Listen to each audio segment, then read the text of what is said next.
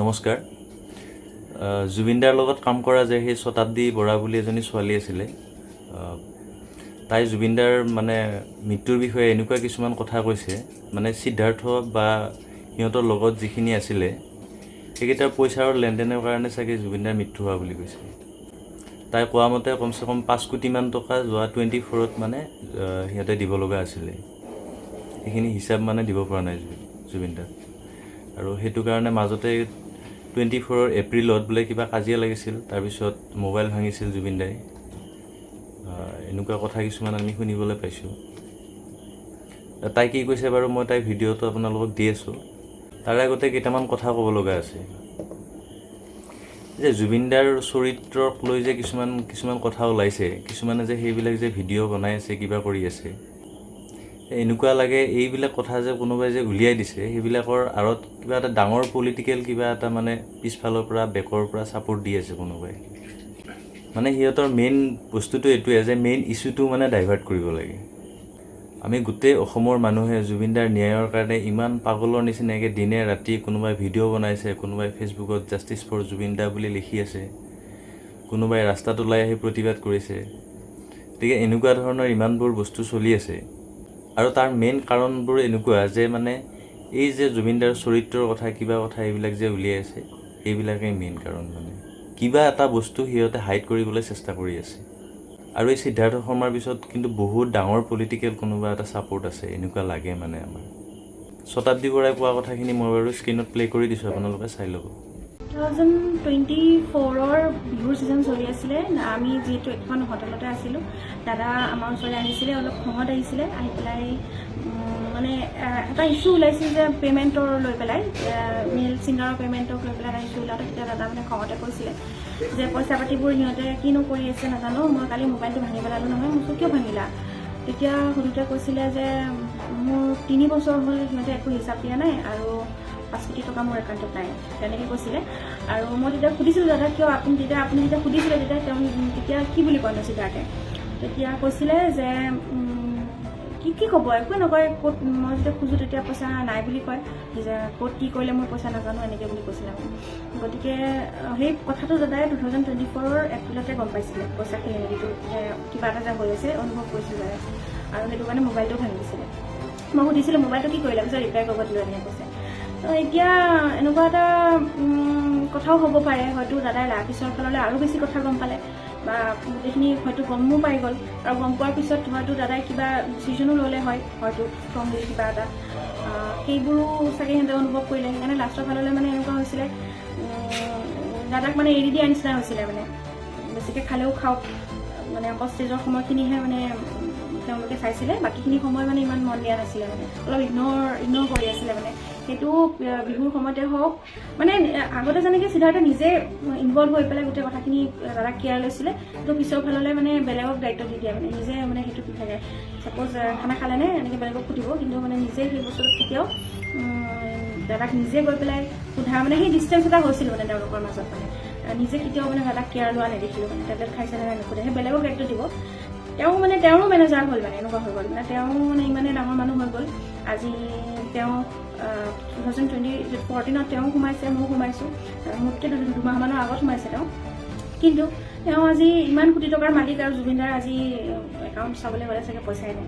গতিকে নিজে ঘৰ এটাও সপোনৰ বনাম ভাবি বনাব নোৱাৰিলে, যোনজন ব্যক্তিয়ে ইমান কষ্ট কৰিলে অত বছৰে 52 ইয়াৰ্ছ, 52 ইয়াৰ্ছতো নিজক ভাল ঘৰ এটা, তেওঁ সপোনৰ ঘৰ এটা বনাব নোৱাৰিলে। গতিকে ক'ৰ পৰা চানকাহি দৌৰ পৰা চানকাহি, তেওঁলোকে খালি পইচা ক'ৰ পৰা মাৰিব পাৰোঁ সেয়াই চিন্তা কৰি থাকিলে, আৰু দাদাৰ পইচাবোৰ এনেধৰণে তেওঁলোকে এই খেলি মেলিবোৰ কৰি থাকিলে। আৰু লাষ্টলৈ দাদাই গম পাইছিলে, এইটো আমাৰ আগতে প্ৰকাশ কৰিছিলে 2024 বিহুৰ টাইমতে, সেইটো ছিজনতে কৈছিলে।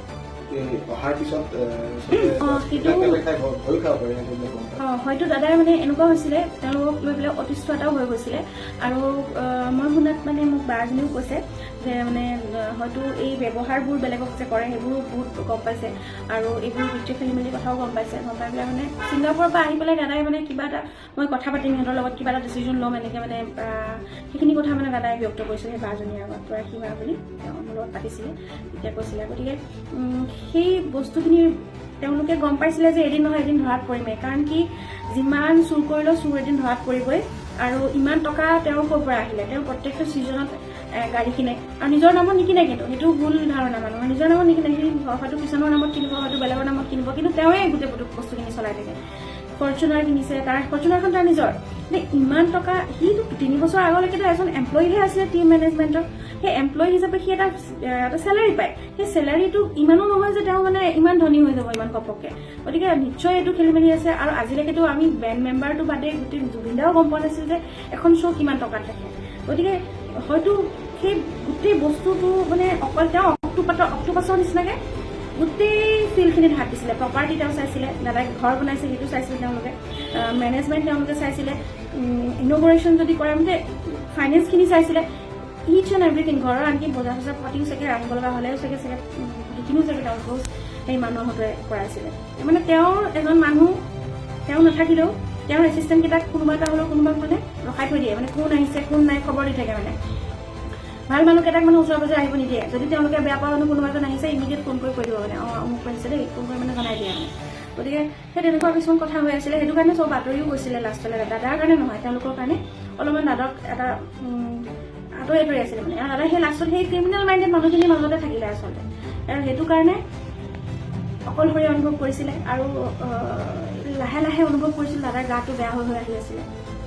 সেই বস্তুখিনি তেওঁলোকে দেখা নাছিলে নেকি চকুৰে ইমান মানে লগত থাকি পেলাই।